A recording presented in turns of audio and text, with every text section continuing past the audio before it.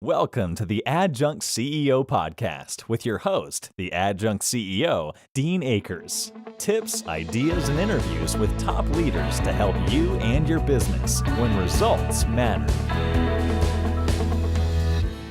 Well, welcome to the show.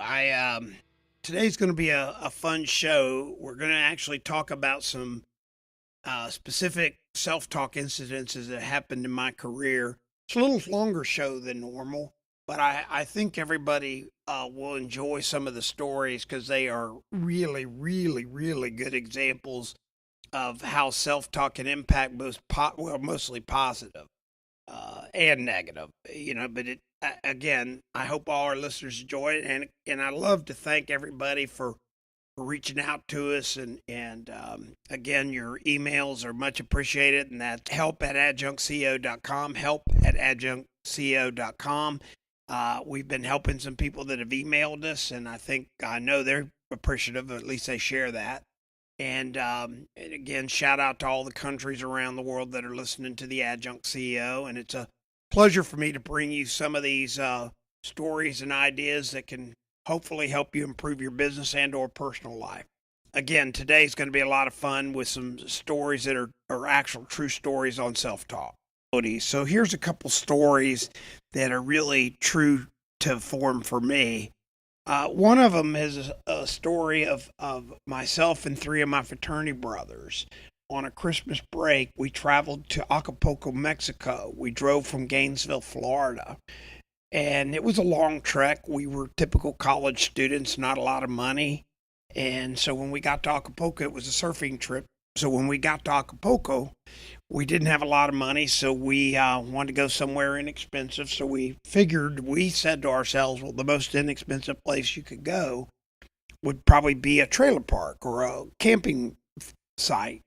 So we went to this place called Balboa Trailer Park, or Balboa resort / camping, or whatever it was. We went to this trailer park, and we rented a concrete slab for whatever it was a night. I don't really remember, but we rented it, and we took our sleeping bags, and we would sleep out under the stars, out in the elements on this concrete slab so we could save money. So we were down there 3 or 4 days surfing and having a good time, and so the last day we were down there, one of the guys we were traveling with, we ate out that night, and he got really sick to his stomach. It must have been food poisoning or something like that. And so he finally said, look, I don't really care how much it costs. I'm not sleeping on the concrete again out under the stars. I'm sick. I'm just going to pay the extra money and get a room at this place, the Balboa place. They had rooms also. We were all sitting there self-talking, telling him, well, it's going to be a lot of money. He said, I don't care.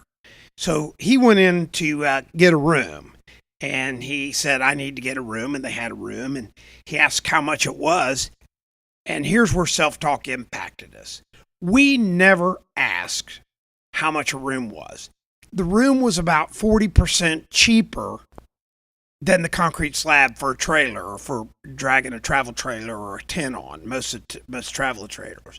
We thought because it was camping, it would be much cheaper. Our self-talk had us sleep 3 nights out in the elements on hard concrete, when for less money, we could have gotten a room and had a nice air-conditioned room in Acapulco, Mexico. So there was a class example of self-talk. Another self-talk story. So when I was little, I had 2 other brothers at the time. I ended up having 3 brothers. One of them was later in life, but this was my 3 brothers that were all in my same age, and we were probably early teens, late, 12-year-olds, whatever. And I was the oldest, and I had a second brother that was a year behind me, and a third brother that was a year or so behind him. And my grandparents would ask for us to give us a Christmas list of our wants. And I remember us sitting around the table, and we all wanted bicycles, and we were sitting there we were talking to ourselves, and so my number 2 brother said he was going to put down a 10-speed bicycle, and we all went. My other brother and I went, "You're crazy! They're never going to spend the money on a 10-speed." So I put down a 5-speed bicycle because it was much more reasonable. And I figured if my grandparents, with the money, they would probably maybe get me a 5-speed bicycle. But my third brother was going to be a for sure. He put down a 3-speed bicycle. So we've all convinced ourselves. My one brother was convinced he wanted to ask for the right thing, what he wanted, what we all really wanted, which was a 10-speed bicycle. But my other brother and I were much smarter than him. So I put down 5-speed because I knew that had to be clearly within the price range. And my other brother put down 3-speed, thinking the other two of us were crazy. A 10-speed and a 5-speed, that's not going to happen. So I'm going to at least put a 3-speed because I know I'll probably get a 3-speed. So move the clock forward to Christmas morning, and we go to my grandparents. And my grandparents, my grandfather always had some unique way for our gifts, and so there was a envelope on the Christmas tree for each of us. Now we opened the envelope, and it said, "Go to the back door, and your name is on a string." And so we would go back, and we each had a string, and then we followed the string. And my grandfather liked, kind of crazy surprises. So we followed the string, and it kind of wound around the backyard a little bit and around a plant or two. And we just kept following it. Of course, we were young. We were just following the string like we were told. And I was convinced, I was smarter than my other brothers. Maybe there was a bike there. I didn't know. But we all had our talk, and we all knew that my oldest brother my number 2 brother who had asked for the 10-speed was crazy. That wasn't going to happen. And probably my number 3 brother, which asked for the 3-speed, was probably what we're all going to get, a 3-speed maybe, hopefully. And probably we weren't even going to get a bike. It'd probably be just something like my grandparents would get us, clothes or something.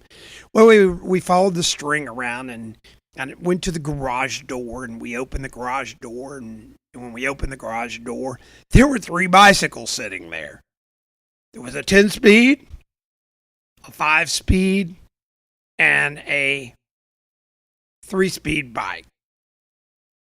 Our self-talk allowed us to get exactly what we convinced ourselves that would be within the feasibility of getting.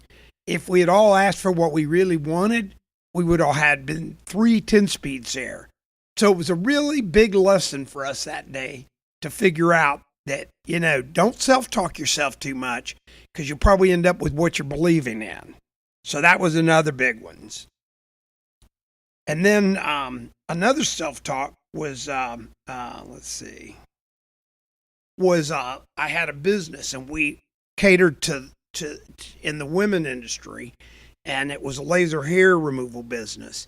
And the economy started to really dip. And it was in 08, 07, and the economy was falling apart. And all my teams were self-talking, and all the people in the industry were self-talking about how devastating this was going to be to the business, and the economy was going to slow it down. Unemployment was plus 10%, and, there was no money, and it was going to be bad. And at this point, I had pretty well adopted the kind of vetting self-talk for myself and for things that I started thinking I would go back and completely vet it. Well, in this case, I had done it, and I got to share with you how presenting facts versus opinions. And I have a thing, I guess, Senator or Representative Daniel Patrick Moynihan, back in the 60s, I believe, coined a phrase: everybody in here is entitled to their opinions. Nobody's in here entitled to their own facts. Well, the fact of the matter is, while all our people and all our competition, the whole industry was freaking out about the economy. I mean, unemployment up in almost to teens, the housing crisis, people losing jobs. I mean, who's going to be able to buy? The fact of the matter was, our patient or our customer base was a 25 to 40-year-old female. And at the time, so what the facts said, and these were the facts, not opinions, the facts said that during the height of that, call it 08 recession, that the unemployment rate for our age segment of female never got above 4.5%. So it was almost statistical full employment. So everybody that could be our customer had a job. And then our average household income was $37,000. So it was not rich people by any stretch. So not only did everybody have a job, everybody was within the economic framework of what we need to do.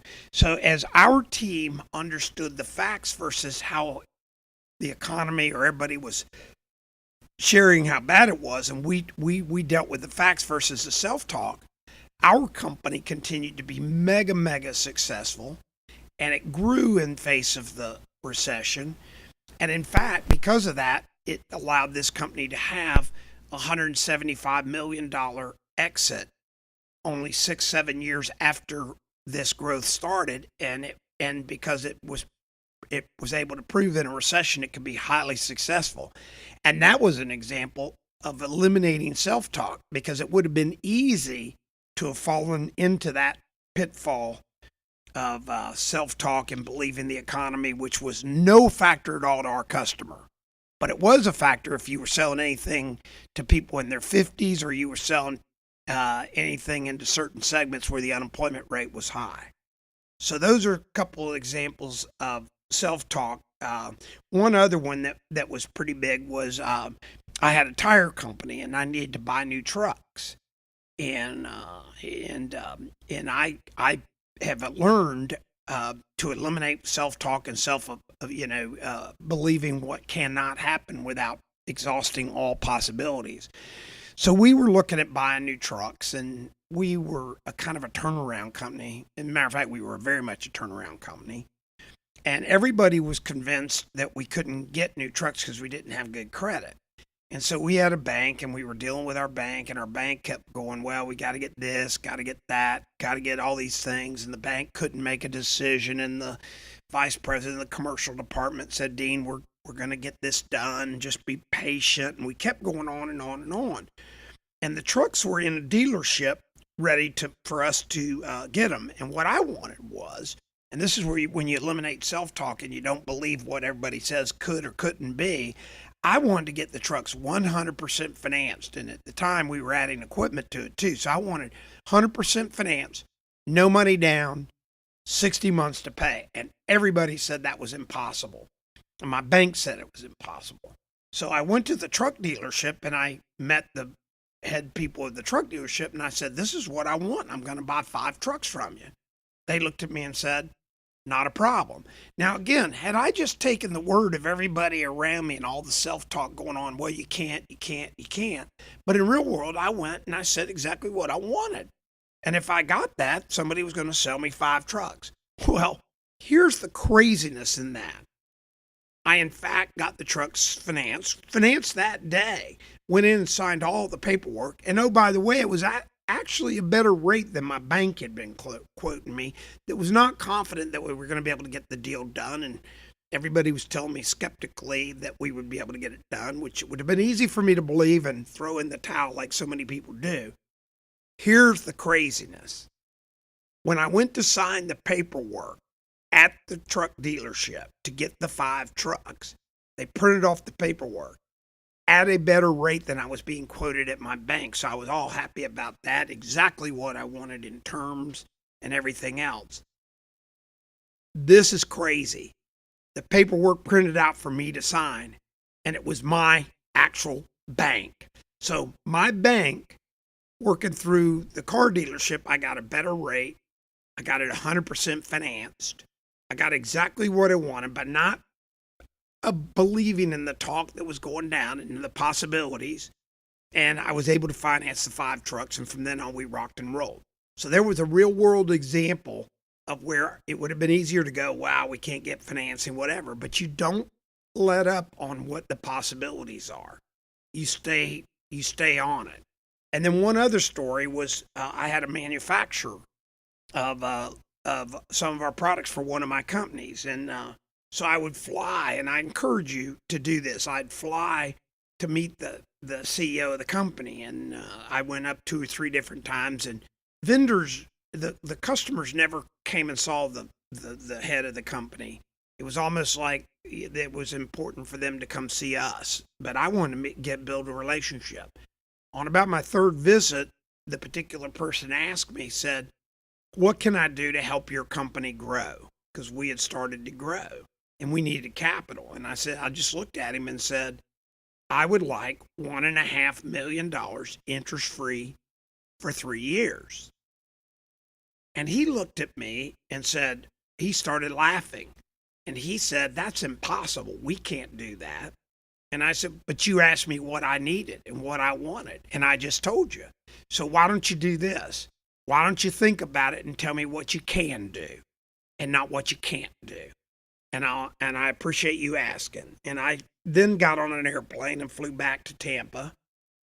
A day and a half or 2 days later, this particular CEO of this company called me up and he said, Dean, we did a lot of thinking about it and we're going to give you exactly what you wanted. And they gave me $1.5 million interest free for 3 years, which allowed us to grow the company and create a very successful company with capital at no charge. And we bought our products from them and it helped their company too.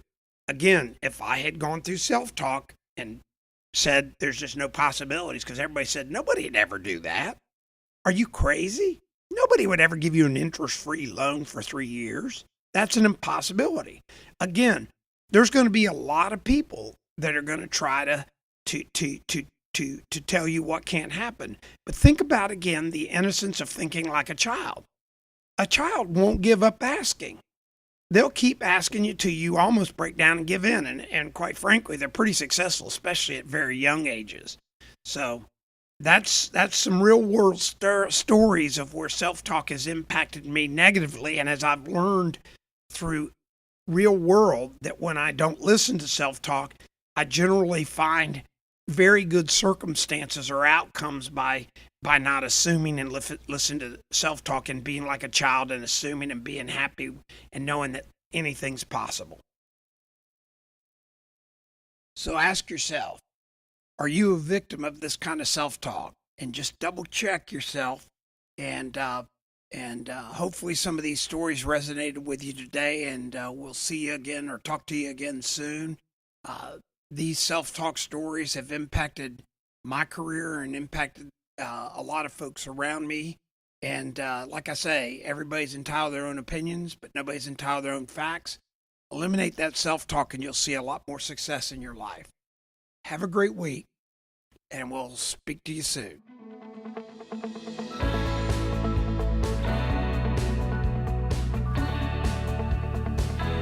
We hope you enjoyed today's show. Make sure to like and subscribe so you don't miss a single episode. If you have any questions or need some help, just email help@adjunctceo.com. Thanks for tuning in.